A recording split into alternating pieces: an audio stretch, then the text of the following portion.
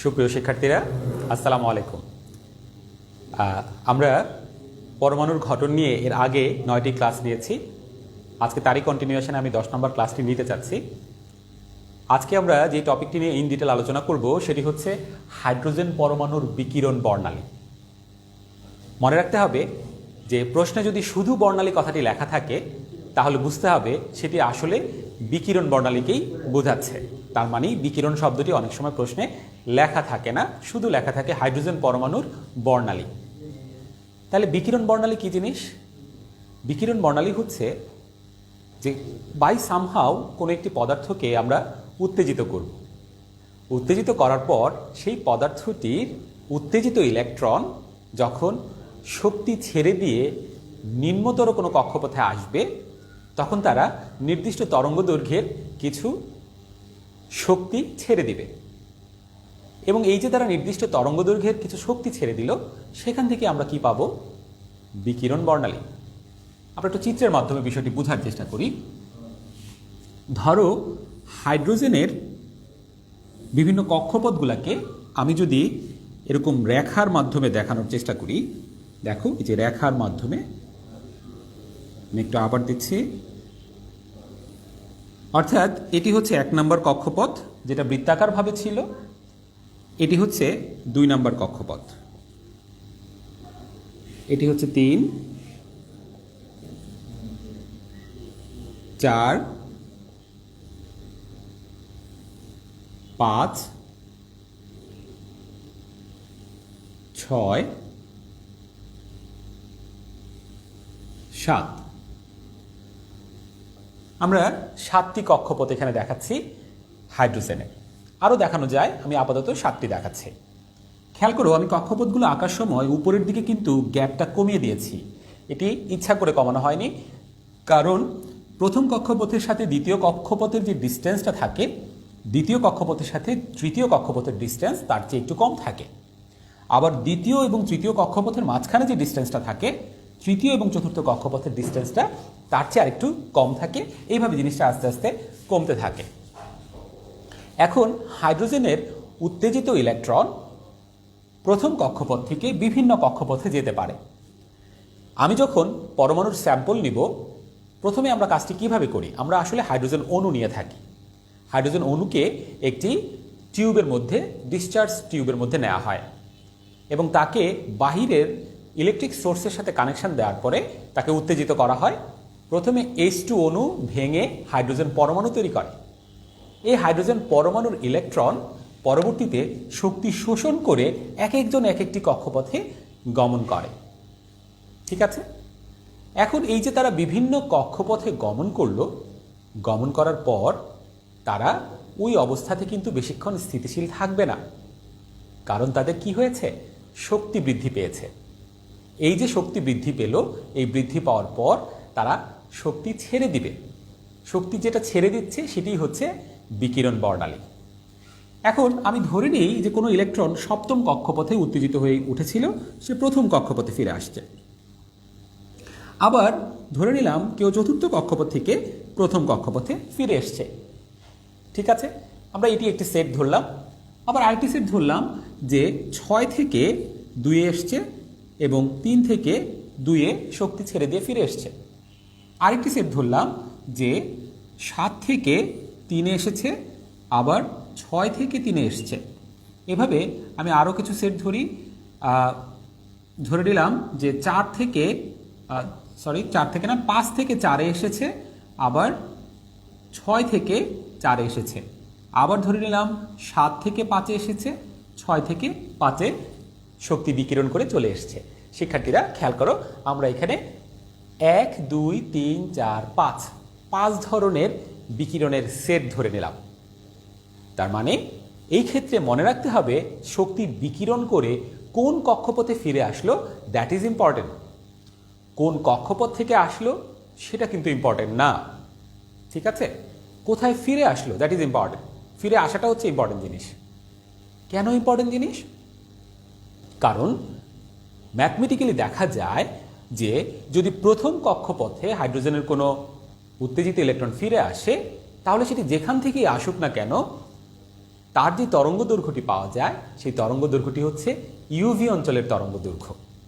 তোমরা নিশ্চয়ই জানো যে ইউভি অঞ্চলের তরঙ্গ দৈর্ঘ্য হচ্ছে 10 ন্যানোমিটার থেকে স্টার্ট হয়, এটা মোটামুটি 380 ন্যানোমিটার পর্যন্ত বিস্তৃত হয়ে থাকে। আর যেটা ভিজিবল অঞ্চলের বা দৃশ্যমান অঞ্চলের যে তরঙ্গ দৈর্ঘ্যটা সেটা 380 ন্যানোমিটার থেকে শুরু করে 780, কোনো কোনো বইতে 800, কোনো কোনো বইতে আবার 700 এরকম মান দেওয়া আছে। এটি নিয়ে একটু বিতর্ক আছে, যাই হোক আমরা সেই আলোচনায় আপাতত যাচ্ছি না। আর তারপরে যেটা আইআরটা হচ্ছে 780-র উপরে, 780 থেকে উপরে প্রায় 10 লক্ষ ন্যানোমিটার পর্যন্ত সেটি পাওয়া যেতে পারে। এখন আমরা যে বলছি যে কোনো কক্ষপথ থেকে প্রথম কক্ষপথে ফিরে আসলে ইউভি অঞ্চলের তরঙ্গদৈর্ঘ্য পাওয়া যায়, এটি আমরা কোন সূত্রের মাধ্যমে বলে থাকি? এটি হচ্ছে রিডবার্গের একটি ইকুয়েশন, আমরা এর আগের ক্লাসে দেখেছিলাম। সেই রিডবার্গ ইকুয়েশনের মাধ্যমে আমরা এখানে বলতে পারি, খেয়াল করো সূত্রটা হচ্ছে এরকম, নিউ বার বা তরঙ্গ সংখ্যা equal to 1/λ equal to RH into 1/n1 square minus 1/n2 square into z square. এটি হচ্ছে সূত্রটি। এক্ষেত্রে n1 এবং n2 হচ্ছে ইলেকট্রনের ধাপান্তরের জন্য যে দুটি কক্ষপথ ব্যবহৃত হচ্ছে সেই দুটি কক্ষপথের মান। যেমন ধরো সে যদি 7 থেকে 1-এ ফিরে আসে, তাহলে এই 7 এবং 1 এই দুটি কক্ষপথ হচ্ছে n1 এবং n2। সেক্ষেত্রে যেটি ছোট কক্ষপথ সেটিকে আমরা n1 ধরব, আর যেটি বড় কক্ষপথ সেটিকে আমরা n2 ধরব। তাহলে আমার অঙ্কটি করতে ইজি হবে। z হচ্ছে প্রোটন সংখ্যা। হাইড্রোজেনের ক্ষেত্রে আমরা জানি সবসময় এই মানটা হচ্ছে 1। যদিও সিলেবাসে হাইড্রোজেনেরটি আছে, তাই আমরা অনেক সময় এই z কথাটি লিখি না, কিন্তু শিক্ষার্থীরা খেয়াল করো, যদি কোনো কারণে হিলিয়াম +1 দিয়ে তোমার কোনো অঙ্ক আসে, তখন কিন্তু তার z এর মান হবে 2। লিথিয়াম +2 দিয়ে যদি তোমার কোনো অঙ্ক আসে, তাহলে z এর মান হবে 3। কারণ লিথিয়াম +2 এর মধ্যে একটি ইলেকট্রন থাকলেও এই ক্ষেত্রে প্রোটন সংখ্যা হচ্ছে 3টি। কাজেই এটি লেখাটা হচ্ছে সেফ, ঠিক আছে? প্র্যাকটিসটা থাকবে, আদারওয়াইজ পরীক্ষার হলে এরকম কোনো আয়ন দিয়ে আসলে তখন কিন্তু তোমরা ভুল করে ফেলার যথেষ্ট সম্ভাবনা থাকবে। এরপর হচ্ছে RH, রিডবার্গ ধ্রুবক। এটি আমি অলরেডি আলোচনা করেছি। রিডবার্গ ধ্রুবক এটি একটি কনস্ট্যান্ট ভ্যালু 109,678 পার সেন্টিমিটার। 109,678, মনে রাখা খুব সহজ, 109,678 পার সেন্টিমিটার। অর্থাৎ প্রতি সেন্টিমিটার দূরত্বে 1,09,678টি তরঙ্গ দৈর্ঘ্য হচ্ছে রিডবার্গ ধ্রুবক। যদি তুমি এটিকে SI এককে লিখতে চাও তাহলে কি হবে? এখানে আরও দুইটা শূন্য অ্যাড হবে, 109,678,00 পার মিটার। অর্থাৎ 1 সেন্টিমিটারে যে পরিমাণ তরঙ্গ দৈর্ঘ্য থাকবে, অবশ্যই 100 সেন্টিমিটার বা 1 মিটারে তার চেয়ে বেশি পরিমাণ তরঙ্গ দৈর্ঘ্য অবস্থান করবে। ঠিক আছে, ওকে। তাহলে আমরা খেয়াল করো, এখানে চলরাশি হচ্ছে অ্যাকচুয়ালি n1 এবং n2। এই মানগুলো তুমি যদি ইনপুট করে দাও তাহলে তুমি এখানে 1/λ পেয়ে যাবে। এই 1/λকে আবার বলা হয় নিউ বার বা তরঙ্গ সংখ্যা। কাজে প্রশ্নে যদি নিউ বার জানতে চায় তাহলে লিখবে নিউ বার ইকুয়াল টু এত, আর প্রশ্নে যদি ল্যামডা জানতে চায় তাহলে 1/λ ইকুয়াল টু এত, এভাবে লিখতে হবে। এখন খেয়াল করো, একে ফিরে আসার ক্ষেত্রে n2 এর মান 2, 3, 4 এভাবে যে কোনো মান যদি বসাও, আর n1 এর মান যদি 1 বসাও, ইটস লাইক এ ম্যাজিক। কীরকম ম্যাজিক? তুমি n2 এর মান 2, n1 এর মান 1 বসাও, আমি নেই সেট আকারে নেই, n1 n2 একবার বসালাম এভাবে, তাহলে তুমি যে ল্যামডার মানটি পাবে সেই ল্যামডার মানটি এই তরঙ্গ দৈর্ঘ্যের সীমার মধ্যে হবে। আবার n1 n2 এর মধ্যে n2 এর মান নিলাম আমি 3, n1 নিলাম 1, তারপরে তুমি যে মানটি পাবে এখানের মানটিও এই ইউভি রেঞ্জের মধ্যে হবে। আবার n1 n2 এই ক্ষেত্রে 1 এবং 10, n2 10 নিলাম। শিক্ষার্থীরা এখন মানটি কোথায় পাওয়া যাবে? হ্যাঁ, তোমরা সঠিক ধরতে পেরেছো, এখনো মানটি এই রেঞ্জের মধ্যে পাওয়া যাবে। তার মানে আমরা n2 এর মান 1 অপেক্ষা বড় যে কোনো একটি মান নেই না কেন, যদি n1 এর মান 1 নিয়ে থাকি, দেন অলওয়েজ যেই ভ্যালুটা আসবে সেই ভ্যালুর রেঞ্জ হবে ইউভি অঞ্চলের তরঙ্গ দৈর্ঘ্যের রেঞ্জের মধ্যে। This is the magic. ঠিক আছে, সেজন্য বলা হয়ে থাকে যে প্রথম কক্ষপথে হাইড্রোজেনের উত্তেজিত ইলেকট্রন যখন ফিরে আসে তখন অবশ্যই সেটি ইউভি অঞ্চলের তরঙ্গদৈর্ঘ্য হবে। ঠিক আছে, বাট বি কেয়ারফুল, যদি এখানে আমার হিলিয়াম +1 হয় কিংবা লিথিয়াম +2 হয় তখন এই কথাটি প্রযোজ্য নাও হতে পারে। কেন? কারণ হিলিয়াম +1 এর জন্য Z এর মান 2 হওয়ার কারণে Z² 4 হয়ে যাবে। লিথিয়াম +2 এর জন্য Z এর মান 3 হওয়ার কারণে Z² কত হবে? 9 হয়ে যাবে।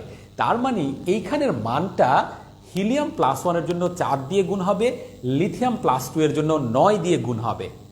তাহলে তুমি এইখানে যে মানগুলো পাচ্ছ তাকে 4 কিংবা 9 দিয়ে গুণ দিলে সেই রেঞ্জটা এর মধ্যে থাকতেও পারে, নাও থাকতে পারে। শিক্ষার্থীরা বাসায় এটি ট্রাই করে দেখো, দেখবে একটার জন্য থাকবে, আরেকটার জন্য থাকবে না। ঠিক আছে, ক্লুটা দিয়ে দিলাম, বাসায় এবার প্র্যাকটিস করে দেখো কোনটার জন্য থাকে কোনটার জন্য থাকে না। তো যেটি বলছিলাম যে প্রথম কক্ষপথে যখন উত্তেজিত ইলেকট্রন ফিরে আসবে তখন ইউভি অঞ্চলের তরঙ্গদৈর্ঘ্য পাওয়া যায়, এবং এটি একজন বিজ্ঞানী যার নাম হচ্ছে লাইম্যান, তার নামানুসারে এটির নামকরণ করা হয়েছে লাইম্যান সিরিজ। তার মানে আমরা এটির জন্য বলছি এটাকে লাইম্যান সিরিজ। Lyman series. তাহলে তোমাদের এই জায়গা থেকে অবজেক্টিভে কোশ্চেন হতে পারে যে হাইড্রোজেনের প্রথম কক্ষপথে ইলেকট্রন ফিরে আসলে কোন ধরনের সিরিজ পাওয়া যায়? আনসার হচ্ছে লাইম্যান সিরিজ। অথবা প্রশ্ন এভাবে আসতে পারে, হাইড্রোজেনের উত্তেজিত ইলেকট্রন প্রথম কক্ষপথে ফিরে আসলে কোন অঞ্চলের তরঙ্গদৈর্ঘ্য দেখতে পাওয়া যায়? আনসার হচ্ছে ইউভি অঞ্চলের। তুমি বলতে পারো যে স্যার, প্রশ্নে যদি হাইড্রোজেনের কথা বলা না থাকে। শিক্ষার্থীরা, যদি প্রশ্নে হাইড্রোজেনের কথা বলা না থাকে তাহলে তুমি এটাকে হাইড্রোজেন ধরে নিবে। আসলে তোমাদের সিলেবাসে হাইড্রোজেনের কথাটা মেনশন করা আছে, তাই প্রশ্নকর্তা না বলে দিলে আসলে বলে দেওয়া উচিত। কোনো কারণে যদি না বলে দেয় তাহলে অবশ্যই হাইড্রোজেন ধরে অঙ্কটি করতে হবে। তাহলে আমরা লাইম্যান সিরিজের ইন ডিটেলটা বুঝলাম। এইবার আমরা চলে যাই দ্বিতীয় কক্ষপথ। অর্থাৎ এখানে আমি যেটা দেখিয়েছি যে 6 থেকে 2 কিংবা 3 থেকে 2 যদি উত্তেজিত ইলেকট্রন ফিরে আসে তাহলে কি হবে? তাহলে যেই তরঙ্গ দৈর্ঘ্যটি পাওয়া যাবে সেটি একটি ম্যাজিক। সেই তরঙ্গ দৈর্ঘ্যটিও এই ভিজিবল অঞ্চলের হয়ে থাকে। তার মানে বিষয়টি হচ্ছে এরকম, আমি যদি এখানে n1 এর মানটিকে 2 রাখি আর n2 এর মানটিকে 2 এর চেয়ে বড় যে কোনো একটি মান রাখি, 2 এর চেয়ে বড় যে কোনো একটি মান, তাহলে তখন এই সূত্রের মধ্যে আমি n1 n2 RS Z এইসব মানগুলো ইনপুট করার পর যে ল্যামডার মানটি পাবো সেই মানটির রেঞ্জ অলওয়েজ ভিজিবল রেঞ্জের মধ্যে হবে। This is clear cut, no confusion, no objection. তাহলে কথাটি কি দাঁড়ালো? যদি excited electron of an hydrogen atom, একটা হাইড্রোজেন অ্যাটমের এক্সাইটেড ইলেকট্রন যদি এনার্জি ইমিট করে, নিঃসরণ করে উত্তেজিত কোনো শক্তি স্তর থেকে, করার পর সে যদি সেকেন্ড অরবিটে রিটার্ন করে, দ্বিতীয় অরবিটে যদি ফিরে আসে, তাহলে আমি যেই এনার্জিটি পাবো সেই এনার্জির মানটি অবশ্যই ভিজিবল রেঞ্জের মধ্যে হবে। ভিজিবল রেঞ্জ কি? 7টি তরঙ্গ দৈর্ঘ্য। বে নিয়ে আসো হকলা, ছোটবেলায় তোমরা পড়ে এসছো। বে নিয়ে আসো হকলা, বে দিয়ে হচ্ছে বেগুনি, নি দিয়ে হচ্ছে নীল, এইভাবে। ঠিক আছে, সো আমরা এইভাবে জানতে পারি যে দ্বিতীয় কক্ষপথে ফিরে আসলে আমার দৃশ্যমান অঞ্চলে তরঙ্গদৈর্ঘ্য পাওয়া যায়। এবং এটি আরেকজন সায়েন্টিস্টের নাম অনুযায়ী এটিকে নামকরণ করা হয়েছে বামার সিরিজ। বামার। তাহলে তোমার এই যে সায়েন্টিস্টদের যে নামটা, এই সিকোয়েন্সটা কিন্তু সিরিয়ালে মনে রাখতে হবে। Lyman series, Balmer series. ঠিক আছে শিক্ষার্থীরা, বামার সিরিজের ক্ষেত্রে একটি ছোট্ট ব্যতিক্রম আছে। ছোট্ট ব্যতিক্রমটি এই রেঞ্জের মানের মধ্যে একটি কনফিউশন তৈরি করে। উত্তরটি আমি দিলাম না, বাসায় বসে তোমরা ট্রাই করে বের করার চেষ্টা করবে যে বামার সিরিজের ক্ষেত্রে ছোট্ট কনফিউশনটি কোন জায়গায়। বের করে আমাকে অবশ্যই কমেন্ট সেকশানে জানাবে, দেখি কে কতটুকু আনসার করতে পারো। আবার বলছি, বামার সিরিজের দৃশ্যমান অঞ্চলের তরঙ্গদৈর্ঘ্য যে পাওয়া যায় এর মধ্যে ছোট্ট একটি কনসেপশন আছে, ছোট্ট একটা ব্যতিক্রম আছে। সেই ব্যতিক্রমটা কি সেটা তোমরা বাসায় ট্রাই করে বের করবে। ওকে, একইভাবে আমরা যদি 3 নম্বর প্রধান কক্ষপথে ফিরে আসি, তার মানে এইখানে N2 মান হবে 4, 5, 6, 7 ইত্যাদি, N1 এর মান হবে 3। তার মানে এই জায়গায় এই মানটা অলওয়েজ 3, আর এই মানটা 3-এর চেয়ে বড় যে কোনো মান। যদি এইরকম হয় তখন আমার সেই রেঞ্জটা হবে IR বা ইনফ্রারেড অঞ্চলে, যেটা 780 ন্যানোমিটার থেকে 10 লক্ষ ন্যানোমিটার, আমি সংক্ষেপে লিখলাম 10 লক্ষ ন্যানোমিটার, এই রেঞ্জের মধ্যে অবস্থান করে। ঠিক আছে, অর্থাৎ 7 থেকে 3-এ ফিরে আসুক আর 50 থেকে 3-এ ফিরে আসুক বা 20 থেকে 3-এ ফিরে আসুক, যেখান থেকেই ফিরে আসুক না কেন, যদি 3-এ ফিরে আসে তাহলে আমরা যেই তরঙ্গ দৈর্ঘ্যটি পাবো সেটি হচ্ছে IR অঞ্চলের, এবং এটিকে বিজ্ঞানের নাম অনুযায়ী বলা হয় প্যাসচেন, লাইমেন বামার প্যাসচেন সিরিজ। একইভাবে যদি 4-এ ফিরে আসে তাহলে বলে ব্রেকেট সিরিজ বা ব্রাকেট সিরিজ। যদি 5-এ ফিরে আসে তাহলে বলা হয় ফুন্ড বা ফান্ড, 2 রকমের নাম বইগুলোতে পাবে তোমরা, ফুন্ড সিরিজ বা ফান্ড সিরিজ। এখানে উচ্চারণের আগে একটি পি আছে, এই পি অক্ষরটি আমরা উচ্চারণ করি না, PFUND, ফুন্ড। আচ্ছা, এখন এই প্যাসচেন, ব্রেকেট, ফুন্ড এই 3টি সিরিজের ক্ষেত্রে সেটা IR অঞ্চলে তার তরঙ্গ দৈর্ঘ্য দেখতে পাওয়া যায়। কোনো কোনো বইতে 6 নম্বর কক্ষপথে ফিরে আসলে আরেকটি সিরিজের কথা বলা হয়েছে। সেই সিরিজটির নাম হচ্ছে হামফ্রিজ সিরিজ। হামফ্রিজ 6-এ আসলে যদি N1 = 6, N2 = 7, 8, 9 যে কোনো মান হয় তাহলে হামফ্রিজ সিরিজ, এটি কোনো কোনো বইতে সিরিজ, কোনো কোনো বইতে বলা আছে। তো আমরা এতগুলা সিরিজ পড়তে পড়তে টায়ার্ড হয়ে গিয়েছি, 1 থেকে শুরু করে 6 পর্যন্ত। আসলেই টায়ার্ড হওয়ার মতো কথা। তোমাদেরকে আর এই সিরিজগুলো নিয়ে আর কোনো পেইন দিচ্ছি না, এই পর্যন্ত মনে রাখলেই সিরিজ সম্পর্কে হবে। এবার আমরা একটু সিরিজগুলোর সাথে আরেকটু অঙ্ক ফরওয়ার্ড হওয়ার চেষ্টা করি। ঠিক আছে, আরেকটু অঙ্ক ফরওয়ার্ড হওয়ার চেষ্টা করি। সেটা কীরকম দেখো, আমি তো তরঙ্গ দৈর্ঘ্য বের করলাম, এবার যদি আমাকে এনার্জি বের করতে বলা হয়, খুব সিম্পল, E = hc / λ। তাহলে আমরা এখান থেকে লিখতে পারি hc × 1/λ। খেয়াল করো, আমি যদি 1/λ মানটি সরাসরি বের করে ফেলি, দেন আমি এটার সাথে প্লাঙ্কের ধ্রুবক এবং আলোর বেগকে মাল্টিপ্লাই করে দিব, ব্যাস হয়ে গেল এনার্জি। এটি তুমি এসআইতেও করতে পারো, সিজিএসও করতে পারো, তোমার স্বাধীনতা, যেটা তুমি পছন্দ করো। তুমি যদি সিজিএসে বের করো তাহলে এইচ এর মানটা হবে 6.626 × 10⁻⁻27 আর্ক সেকেন্ড। আলোর বেগটি হবে 3 × 10⁻10 সেন্টিমিটার/সেকেন্ড। দেন এনার্জির মানটা আসবে কিসে? আর্গে। ওকে, তোমাকে যদি বলা হয় যে এখান থেকে ধরো কম্পাঙ্ক ফ্রিকোয়েন্সি বের করতে যদি বলা হয়, তাহলে E = হচ্ছে hν, দিস ইজ ফ্রিকোয়েন্সি, কম্পাঙ্ক। এখন কথা হচ্ছে যে আমি ল্যামডা যদি বের করি তাহলে তো আমি এখান থেকে এটা বের করতে পারছি না। ল্যামডার সাথে তাহলে আমার কি করতে হবে? ফ্রিকোয়েন্সির একটা সমন্বয় করতে হবে। তাহলে আমরা জানি যে C = ফ্রিকোয়েন্সি ইন্টু ল্যামডা, বা ফ্রিকোয়েন্সি হচ্ছে C/λ বা C × 1/λ। সিম্পল। তাহলে আমি এখান থেকে যে 1/λটা পাবো তার সাথে C কে মাল্টিপ্লাই করব, ব্যাস হয়ে গেল ফ্রিকোয়েন্সি। তার মানে ফ্রিকোয়েন্সি, ওয়েভলেন্থ, এনার্জি কিংবা ওয়েভ নাম্বার, চারটা জিনিস। তরঙ্গ দৈর্ঘ্য, তরঙ্গ সংখ্যা, এনার্জি বা শক্তি, আর হচ্ছে কম্পাঙ্ক। এই চারটার যে কোনো একটা কিন্তু বের করলে বাকি তিনটার মান বের করা যায়। ঠিক আছে, আরেকটি কথা মনে করিয়ে দিই, এনার্জি, তারপর হচ্ছে ফ্রিকোয়েন্সি এবং ওয়েভ নাম্বার, এই তিনটা হচ্ছে পরস্পরের সমানুপাতিক। অর্থাৎ এইটা বাড়লে এইটা বাড়বে, এটাও বাড়বে। আমি যদি এইভাবে দিই, এটা যদি বাড়ে এটাও বাড়বে, এটাও বাড়বে।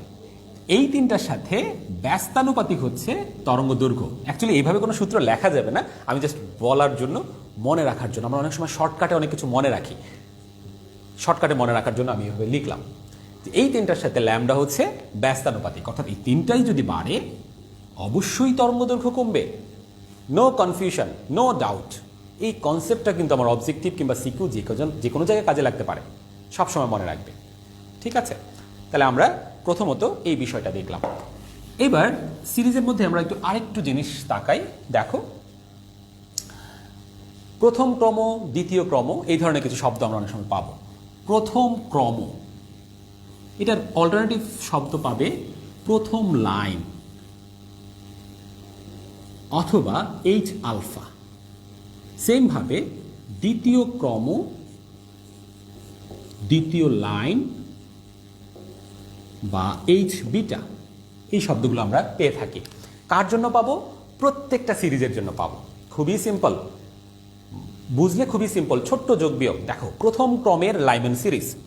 প্রথম ক্রমের লাইম্যান সিরিজ বলতে বোঝানো হচ্ছে, লাইম্যান বললেই বোঝায় n1 = 1 আর n2 হচ্ছে 2। সিম্পল। প্রথম ক্রম কেন? ঠিক উপরেরটা থেকে প্রথম ক্রম, লাইম্যান সিরিজ মানে n1 এর মান 1, তাহলে প্রথম ক্রম মানে তার ঠিক উপরে যে আছে, তাহলে 1 এর ঠিক উপরে আছে 2।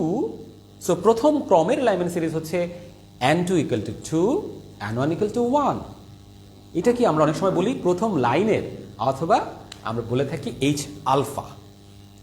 ঠিক আছে, তাহলে প্রথম ক্রমের লাইম্যান সিরিজ মানে হচ্ছে n1 = 1, n2 = 2। এখন আমাকে যদি বলা হয় যে দ্বিতীয় ক্রমের লাইম্যান সিরিজ কত, খেয়াল করো, আমি যদি এই দ্বিতীয় ক্রমটা আমি এখানে একটু এইভাবে দেখাই, আমি যদি দ্বিতীয় ক্রমের লাইম্যান বের করি, লাইম্যান সিরিজ দ্বিতীয় ক্রমের, তাহলে n1 = হচ্ছে 1, এটা তো কনস্ট্যান্ট লাইম্যানের জন্য, n2 = হবে 3। কিভাবে? এই যে এখান থেকে 1 2 ঘর উপরে উঠতে হবে, তাহলে দ্বিতীয় ক্রমের জন্য n1 1, n2 3। ওকে, আমি যদি দ্বিতীয় ক্রমের বামার সিরিজ বলি, বামার বা দ্বিতীয় লাইনের বামার সিরিজ বলি, বামারের জন্য n1 = হবে 2, n2 = হবে দ্বিতীয় ক্রমের জন্য 4। আমি কিন্তু দ্বিতীয় ক্রম বা দ্বিতীয় লাইন নিয়ে কথা বলছি। ঠিক আছে, তার মানে একটা যদি তুমি ভালো করে বুঝো, অন্যগুলো খুবই ইজি। তোমার সিরিয়ালটা মনে রাখতে হবে, Lyman, Balmer, Paschen, Brackett, Pfund, Humphreys, that's it. আমরা যদি বামারের পরে প্যাশ্চেনের কথা চিন্তা করি, খেয়াল করো, প্যাশ্চেন সিরিজ কার জন্য? দ্বিতীয় ক্রমের জন্য। তাহলে n1 = হচ্ছে প্যাশ্চেনের জন্য 3, n2 = হবে 3 সাথে 2 যোগ, ছোটবেলার যোগ বিয়োগ, 3 সাথে 2 যোগ করলে 5 হয়। ঠিক আছে, কিন্তু প্রথম ক্রমের যদি প্যাশ্চেন সিরিজ বলতাম, n1 এর মান 3 থাকতো, n2 এর মান হতো 4, 1 যোগ হতো। তাহলে শিক্ষণীয় বিষয়টা কি? শিক্ষণীয় বিষয়টা হচ্ছে আমাকে এই সিরিয়ালটা মনে রাখতে হবে। সিরিয়ালটাই হচ্ছে n1, আর n2 হবে কত? ওই সিরিয়ালের সাথে কিছু সংখ্যা যোগ হবে। কোন সংখ্যাটা যোগ হবে? যত নম্বর ক্রম বলা হবে। যেমন প্যাশ্চেনের জন্য n1 3, দ্বিতীয় ক্রম বলা হয়েছে, তাই 3 এর সাথে 2 যোগ হবে। লাইম্যানের জন্য n1 1, দ্বিতীয় ক্রম বলা হয়েছে, তাই 1 এর সাথে 2 যোগ হবে। এইভাবে তুমি দ্বিতীয়, তৃতীয়, চতুর্থ, পঞ্চম যা ইচ্ছা তুমি বলতে পারবা, কোনো সমস্যা নাই। এখন তোমাকে যদি এই ক্রম দিয়ে এখান থেকে কোনো মান জানতে চায়, যে তৃতীয় ক্রমের ফুন্ড সিরিজের জন্য বিকিরিত শক্তির পরিমাণ বের করো, তাহলে তৃতীয় ক্রমের ফুন্ড, তার মানে n1 মান 5, n2 মান 8, তাহলে সেখান থেকে আমরা জেড হচ্ছে হাইড্রোজেন ধরে নিব 1, আর এইচ হচ্ছে রিডবার্গ ধ্রুবক, পেয়ে যাব 1/λ, সেটাকে আমি মাল্টিপ্লাই করব HC দিয়ে, ব্যাস হয়ে গেল আমার এনার্জি। ঠিক আছে, এইভাবে আমরা এনার্জির মান খুব সহজেই বের করে ফেলতে পারি। এখান থেকে আমরা যদি আর কি করতে পারি দেখি, এখান থেকে আমরা শক্তির মান বের করতে পারি। এখন ধরো যে 2 থেকে 1-এ আসে যখন, তখনও শক্তি বিকিরণ হয়, 7 থেকে যখন 1-এ আসে তখনও শক্তি বিকিরণ হয়। তাহলে কোন ক্ষেত্রে সবচেয়ে বেশি শক্তি বিকিরণ হবে? এই সূত্র দিয়ে করা যায় এনার্জির মান বের করে। অত ঝামেলায় আমি যাব না, অবজেক্টিভে যদি আসে তুমি কিভাবে করবে। সহজ উদাহরণ, তুমি চাঁদপুর কলেজে পড়ো, তোমার বাসা হচ্ছে কোথায়? প্রফেসর পাড়া। তোমার আরেক বন্ধুর বাসা কোথায়? হাজীগঞ্জ। দুজন কি করলো? হেঁটে আসলো চাঁদপুর কলেজে। প্রফেসর পাড়া থেকে একজন, হাজীগঞ্জ থেকে একজন। কার বেশি শক্তি লাগবে? সিম্পল, যে হাজীগঞ্জ থেকে হেঁটে আসবে। আচ্ছা তুমি বলবা স্যার হাজীগঞ্জ থেকে বাসে আসবে, বাদ দিলাম হাজীগঞ্জ। বাস স্ট্যান্ড একজনের বাসা, একজনের প্রফেসর পাড়া। তাহলে দুজন যদি হেঁটে আসে, কার শক্তি বেশি লাগবে? বাস স্ট্যান্ড থেকে যে বেশি আসবে। সিম্পল, এখানেও বিষয়টা তাই। 1-এ ফিরে আসবে, 2 থেকে যে 1-এ ফিরে আসবে তার বেশি শক্তি লাগবে, নাকি 7 থেকে যে 1-এ ফিরে আসবে তার বেশি শক্তি লাগবে? সিম্পল, 7 থেকে যে 1-এ আসবে। তুমি বলতে পারো স্যার তাহলে কেউ যদি 10 থেকে আসে তার তো আরও বেশি শক্তি লাগবে। ইয়েস, কেউ যদি 20 থেকে আসে আরও বেশি শক্তি লাগবে। কথা সত্য। তাহলে আমার সামারি কথাটা কি দাঁড়ালো? ইনফিনিটির চেয়ে বড় কোনো সংখ্যা নাই। তার মানে লাইম্যান সিরিজের ক্ষেত্রে সর্বোচ্চ শক্তি কখন পাবো? সর্বোচ্চ শক্তির ক্ষেত্রে আমরা n1 = 1, n2 = ইনফিনিটি। এটা কার জন্য? লাইম্যানের জন্য। লাইম্যান আমি আলোচনা করলাম, এটা কার জন্য? লাইম্যান। অবজেক্টিভগুলো আসে, অনেকেই অঙ্ক করতে যায়, কোনো দরকার নেই অঙ্ক করার, সিম্পল।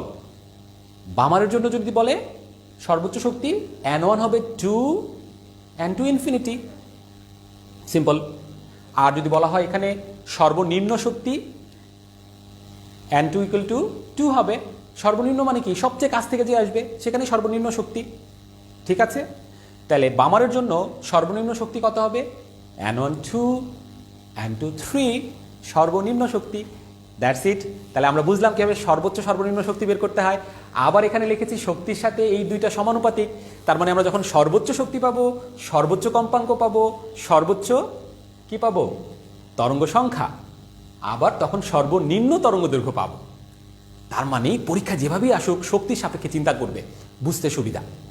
তরঙ্গ দৈর্ঘ্য সর্বোচ্চ চাইলে শক্তি সর্বনিম্ন হবে, সর্বনিম্ন দেখে তুমি এইভাবে আনসারটি করে দেবে।